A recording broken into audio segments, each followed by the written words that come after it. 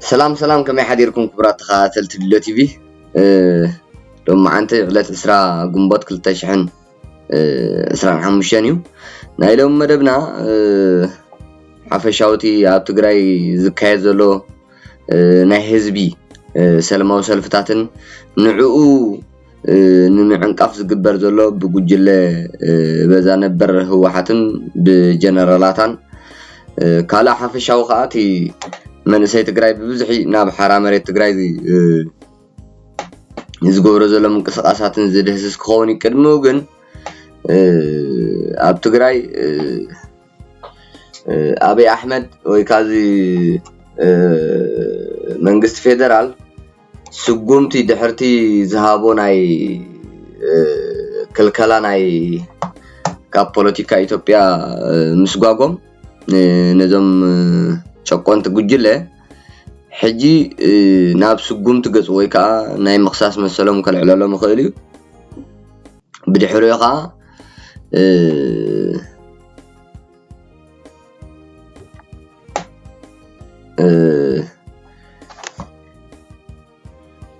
ናይ ምእሳር ትእዛዝ ከዓ ክወጻሎም ይኽእል እዩ ሕጂ እዚኣ ክገብራ ምዃኑ ወይ እውን እዚ ዓይነት ስጉምቲ ክውሰድ ምዃኑ ብዝተፈላለዩ ኣካላት ይግለጽሉ እዮም ኣቐድማ ኣቢሉ ህወሓት ካብ ፖለቲካ ኢትዮጵያ ብበርድ መረፃ ኢትዮጵያ ክስጓግ ምዃኑ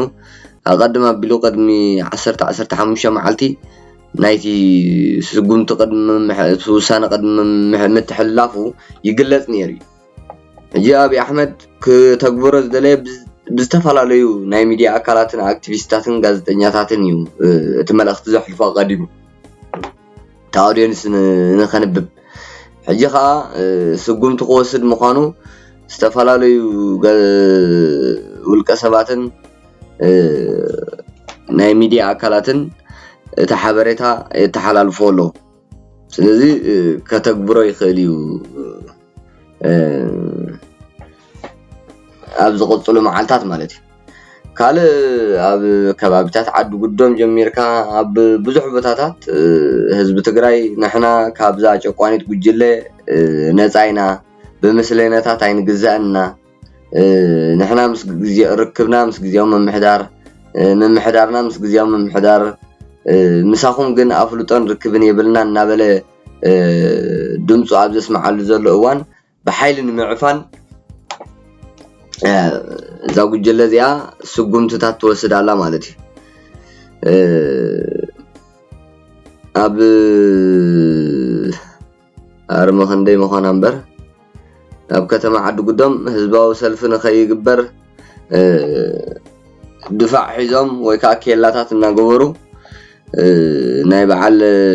ጆን መዲድ ኣብ ትሕቲኦም ዝርከቡ ጉዱዳት ኣባላት ሰራዊት ነቲ ሰልፊ ንኽብትኑ ዝተፈላለዩ ዓይነት ምድላዋት ይገብርለው እዚኣ ከዓ ህዝቢ ዘባደው ሓንሳብን በቃ አንቂል እዩ ካብ ጫፍ ናብ ጫፍ ደቡብ احنا ኣብ ትሕቲ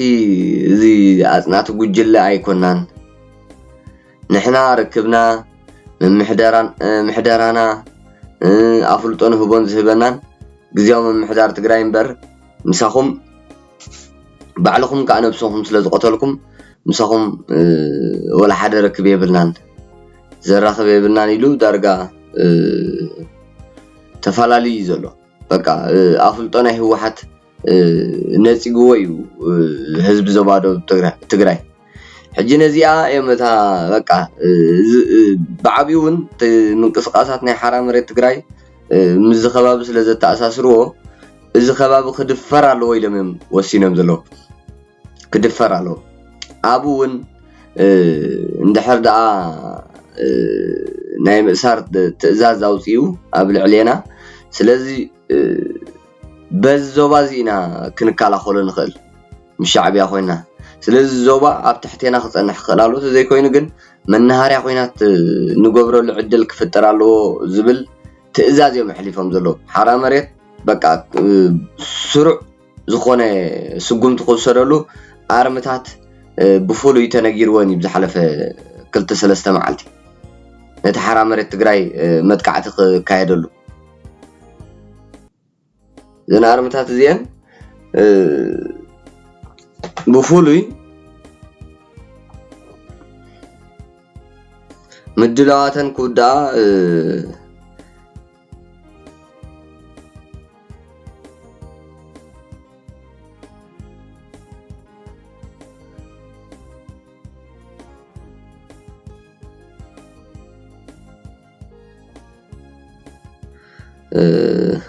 يا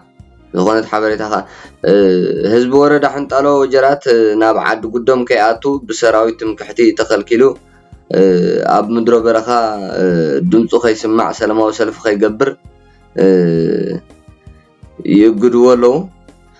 كال تن نتحرى مريت تግራይ متقعت خكايدالو اب كل بوتاتات بايزو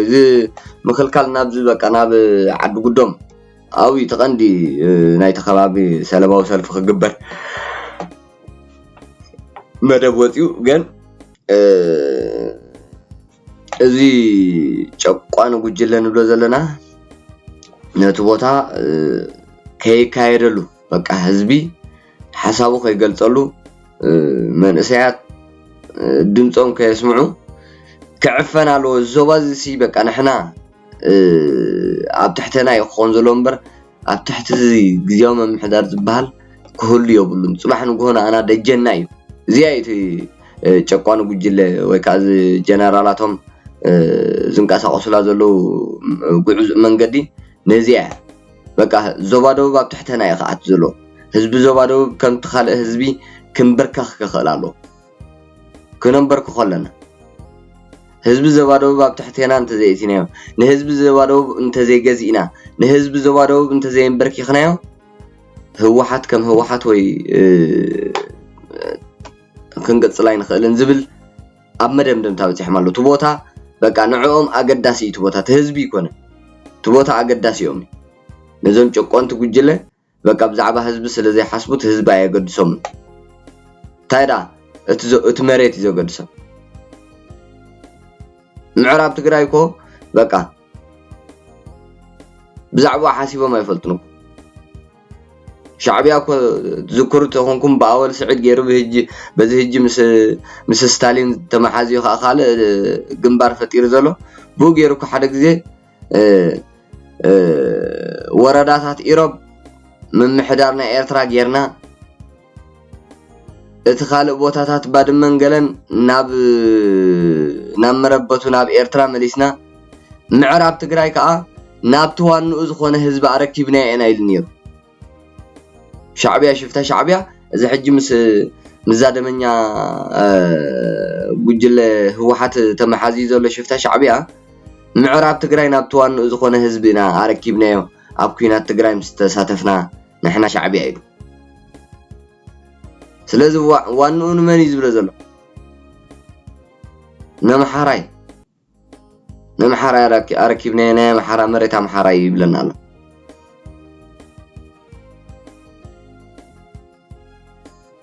ስለዚህ ህወሓት ምንም አይመስላኒ በቃ ገለ خفال ወርቅ ትረክበሉ መሬታት አሎ ሰሊጡን ትረክበሉ ካኡ ጁባታታት መለን ሀብትታታ ተኻዕበት ካላ አይገድሳል ሱሳን ገለ መዓልት 40 ገለ መዓልት ክትእከብ ከላን ስልጣና ምዕራብ ትግራይ ተረከብዎ ኢልዎም ያ አብይ አሕመድ ዕጭሎም አይከውን ንሕና ውድብና ኢና ንርከብና ድሕን ኢሎም በቃ كل ነገር አይንታይምኒ ልዕሊ ውድቦም ምክንያቱ ጽባሕ ንጎ ይረኽብዎ ህዝቢ አታሊሎም ህዝቢ አገዲዶም ዘድልዮም ነገር ይረኽብዮም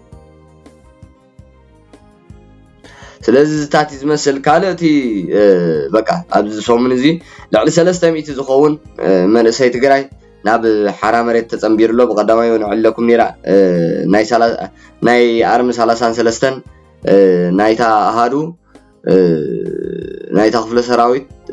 ክልተ አዘዝቲ ክልተ ለዓሎት አዘዝቲ ዝርከብዎም ናብ ሓራ መሬት ተጸምቢሮም እዮም ብድሕሪኡ ኣብዚ ቀረባ ኣብዘን በቃ ዝተቀራረባ መዓልታት لعل 300 كمتي ابتي ناي مئتو ناي بانر زراخمو بقى ببزحيو تمنسي ناب حرا مريت تግራይ ጽምበር ዘሎ ልዕሊ 300 ኣብ ዝተቀራረበ ውሱን መዓልቲ ልዕሊ 300 መንሰይ ናብ ሓራ መሬት ትግራይ ተጸምቢሩሉ ሕጂ ትጉዕዞ ኣየቋረጸን ናብ ሓራ መሬት ትግራይ ዝግበር ዘሎ ጉዕዞታት ሓራ መሬት ትግራይውን ብዝግባእ ነቲ ኩነታት ኩሉ ይከታተለሉ ኣብ ዞባ ደቡብ ትግራይ ብጨቋኒ መሪሕነት ህወሓትን ብጨቋኒ መሪሕነት ህወሓት ነበርን ብጀነራላቱን እንታይ ዓይነት ስጉምቲ ክውሰድ ምድላዋት ተጻይፍሎ ንሕና ንከታተለለና ብጽቡቕ ንከታተለለና ኢሊ ኣብ ዞባ ደቡብ መዓልታዊ ዝካየድ ፈታት ክካየድ ዝሕሰብን ካብ ቁጽጽርና ወጻእ ኣይኮነን ኢሎ ስለዚ ኣደብ ግበሩ እቶም ኣብቲ تحت جنرالات ናይ በዓል ደብረጽዮን ዘለኹም ከይትጋገዩ ናብ ህዝብኹም ትማሊ ካብ ጸላእ ዝማረኽኩሞ ክላሽ ወይ ካ ብረት ሎሚ ናብ ህዝብኹም ኣይተኩሶ ድምጽ ህዝብኹም ኩኑ ኣይትጋገዩ ምስ ህዝብኹም ኣይትዳመዩ እዚ ጉጅለ ንኣኹም ኣገዲዱ ሒዝኩም ዘሎ ንዑ ይጠቅም ንህዝብ ይጠቅም ንዓኹም ኣይጠቅም ስለዚህ ንኹሉ ክሳብ ዘይጠቀመ ነገ ካብ ፖለቲካ ኢትዮጵያ ተሰይጉ ንበይኑ ከም ሽፍታ ዝዕምድረላ ትግራይ መስሪቱ ጸረ ህዝብ ካብ ዝኸውን ንዑ ነብስኹም ካብ ትጉጅለ ኣጋላግሉ ወይ ኣድሕኑ እዚ ምስኡ ኮንኩም ኣብ ዘይተደለየ ናይ ሞትን ናይ ኩናትን ምንቅስቃሳት ኣይትእተው እዚያ መልእኽቲ ዝሕልፍ ዘሎ ሰራዊት ሓራ መሬት ትግራይ ስለዚ ኩል ነገር ይከታተለሉ እዩ ስጉምታት ንምውሳድ ዘይተርፍ እዩ ኣብ ልዕሊ ዞም ጉጅለ እዚኦም ምክንያቱ ሰራዊት ሓራ መሬት ትግራይ ምስቲ ተገዲዱ ኣብ ትሕቲ ጀነራላት ናይ በዓል ደብረጽዮን ዝርከብ ምስ ዘዋጊ የብለይ ኣነ ምስ ወላ ሓደ በቃ ንዓና ንትግራይ በቲኑ ንህዝብ ትግራይ ኣብ ገደል እትዩ ንትግራይ ጸልማት ገይርዋ ዘሎ ዓማጺ ጉጅለ ህወሓት ምሱ እዩ ቃልስና ምሱ እዩ ውግእና ምሱ ኢና በሓይል በትሱ ዝደልዮ ንገጥም ካብኡና ስልጣንና ንሕድግን ንርከብን ዚያታ መልእኽቲ ናይ መቃለሲት ዕላማ ናይ ሓራ መሬት ትግራይ ህዝብና ካብ ሓፈሻ ዲሞክራሲ እንሎ ዲሞክራሲኡ ክነስፍኖን ሊና ሰላማዊ ቃልሲ ኣካይድና ምስ ህዝብና ኮይና ድላይና ዓይነት ምንቅስቃሳት ክንገብር ነይሩና ይትማለ ሕልምና ግን ነዚ ሕልምዚ ኩውን ከይከውን ብሓይሊ ብረት ዓፊንና ስለዚ ብሓይሊ ብረት ስለዚ ኣምን ዝጉጅለ እዚ ብሓይሊ ብረት ኢና ካብ ስልጣና አሊና ስልጣንና ባዕልና ንርከቦ ይዝብ ዘሎ መንእሰይ ትግራይ ወይ ከዓ መንእሰይ ሰራዊት ሓራ መሬት ትግራይ ነዚያታ እቲ ናይ ደብረጽዮን ጀነራላትን ጉጅሉን ክድምሰስ ኣለዎ ዝብልዋ ዘለዉ ነዚ ሓሳብ እዚኣ ከይትስዕር እቲ መንእሰይ ግን ይስዕር ዘሎ መዓልታዊ ብዝሕብ ዘለዎ ቁጽሪ ናብ ሓራ መሬት ትግራይ ጽምበር ኣሎ ሓራ መሬት ትግራይ I hope ኣብ ዝተወሰነ ግዜ ብዓብዩ ዞባ ደቡብ ዝበሃል ሓራ ኸውፀዩ ሓራ እዩ ግን ሕጂ ንዑ ንምድፋር ዝተፈላለዩ ምንቅስቃሳት ጎድሎ እዮም ዞም ናይ በዓል ደብረጽዮን ጀነራላት ግን ሓራ ቀዳማይ ሓራ ዝኸውን እቲ ዞባ ክኸውን እዩ ብድሕሪኡ ጥፋኣት ናይ ምብታን ናይ በዓል ደብረጽዮን ዝዞም ጀነራላት ክንርኢና